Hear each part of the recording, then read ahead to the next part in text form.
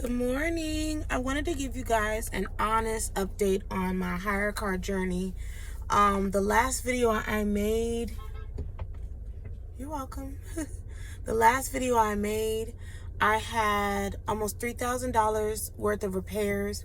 Hyre car gave me most of that, and I had a $1,000 deductible. When you read your fine print, your deductible is determined on how much you still earn daily. So because I had a mid-range deductible, my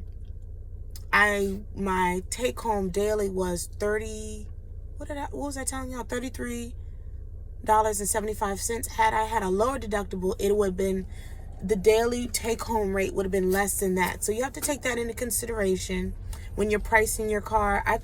My car is priced at $45 a day. So those deductions Hyre car keeps. The whole headache of getting quotes, finding a repairman. My parts were not under warranty. What else? And then something else happened that I was kind of like, oh.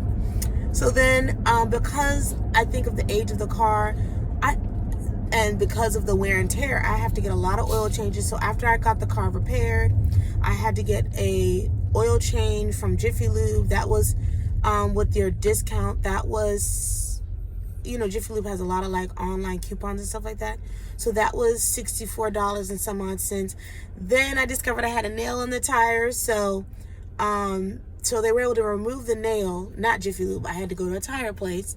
They were able to remove the nail. I didn't need a patch, but then they found issues with the other set of tires that I had just bought. So I wasn't going to put brand new tires on a 2015. You can buy pretty decent used tires. So the tires that I bought, one of the tires was already defective and not safe. So this morning, after dropping my kids off, I will be taking that car back to the original tire place and saying, hey, the used tire you gave me is actually no good. It had some grooves, like chunks.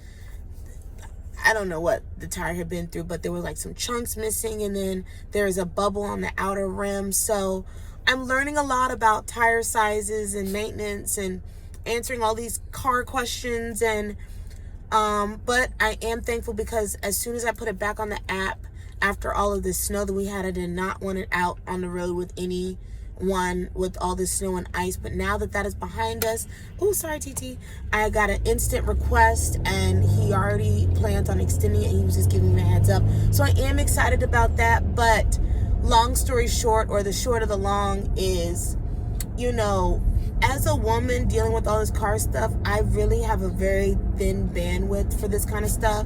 And I also feel like when men see you coming through the door, they're like, oh yeah, here's a quote kind of thing. And nothing again, like, that's just the reality of, like, I always would like, let me call my dad, or let me call my boyfriend or my fiance, or in my previous relationship, he would just do all the car stuff. He would just do everything. I have yet to take my Volvo to be serviced, but I didn't get the same like dreaded feeling at a dealership as I do at mom and pop car places, tire places, all these places. Like even Jiffy Lube, they have a way of like, oh, well, it actually needs this, it actually needs that. Do you want to take care of that today? And you're just like, are you pulling this out your ass? Or because I don't have time for this. Like half the stuff, I'm like, no, just give me the oil change so I can go. I do not enjoy car stuff. I do not enjoy. And to earn $1,000 a month is fine, but when it comes time to spend a whole day ripping and running all over town trying to get this stuff done, I'm like, oh. So for the ladies out there, that if you don't have the support of someone that can just take the car to be serviced for you and to do all that kind of stuff, and you don't enjoy it, and it's like, that's the only negative.